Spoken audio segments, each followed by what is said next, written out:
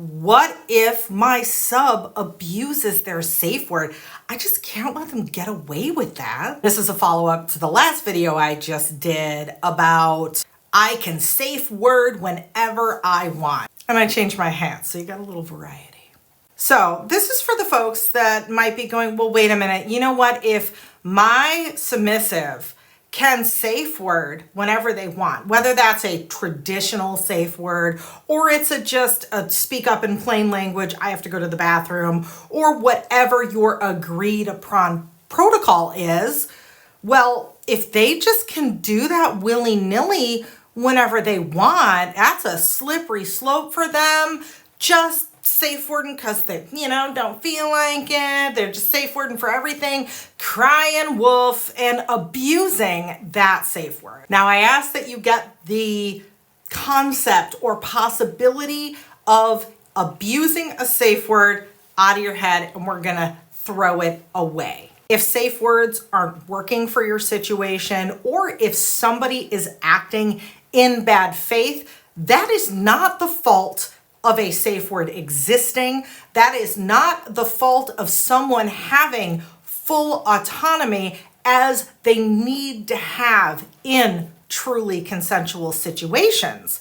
We need to dig a little bit deeper and figure out exactly what the problem could be. First, let's say you have a dynamic where you do have different degrees or levels of safe words, or maybe even protocol for using plain language for those little things, like I have to go to the bathroom, my left arm itches, et cetera, and it is commonplace for those types of safe words or stop words, no matter what you choose to call them, that they come up a lot in your play, and that's expected, and that's just the way you do things. Cool. You're probably not the one asking this question. The folks who do raise this question or issue are usually the ones in 24/7 dynamics or long-term DS dynamics where the use of a formal safe word is reserved typically for some of those more impactful or quote bigger things, which again is subjective. This may be a dynamic where that dominant partner typically is pretty adept at reading the body language or accounting for the needs of that submissive before they even have to say anything. That submissive partner still needs a way to speak up. Even if it's like, oh, this is a what if, just in case, you're probably hardly ever gonna need to use it. It needs to be there for that autonomous consent to exist, to fall back on if it's needed. If it's not needed often, cool. But what if it is? Rather than being a sign of a needy, whiny submissive who can't handle it, or they're so princess in the pea, or they're always trying to top from the bottom and telling me what to do, could it be that in your negotiations, something didn't get negotiated to where y'all are on the same page? Dominant partner, are you pushing that sub a little too hard? Are you expecting or assuming things that maybe aren't capable of happening? This isn't a whiny submissive that just wants to be a pain in the ass.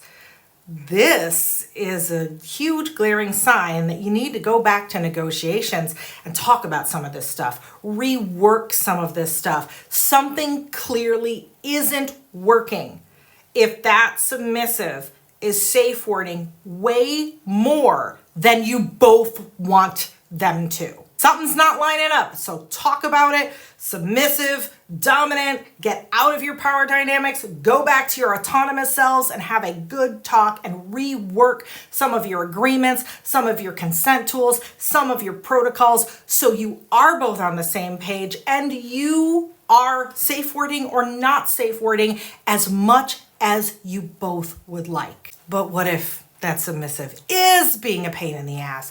Maybe they're trying to brat. Maybe they're giving you a hard time. Maybe they tell you they want one thing, but really it turns out they want another, and then they never said anything, and now they're saying stuff now, and nothing's consistent, and what the hell?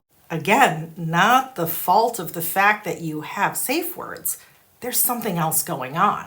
First, we'll go the benefit of the doubt road, right? Maybe they're not trying to act in bad faith, but maybe you do have a bit of a brat dynamic, but there's some uncertainty or some misalignment as to how and when that bratty behavior can come out or what those consequences might be. Maybe there's a fundamental misunderstanding of the importance and the seriousness of safe words. Not saying they always have to be for a big serious thing. The seriousness in when they're verbalized, everybody's got to stop and go along with whatever agreed upon protocol you've decided, whether that's stopping the scene, whether that's stopping to check in. They are things you should take seriously, no matter the reason that they're called. Maybe this person thinks, well, I can kind of use them as part of my game, as part of like all the fun and the play and the dynamic. No, safe words exist outside of that, right? They're a consent tool to keep us safe. So that's where I go first, to make sure it's not just a genuine misunderstanding, a lack of education, a lack of not being on the same page as to the seriousness of these tools and what they're for.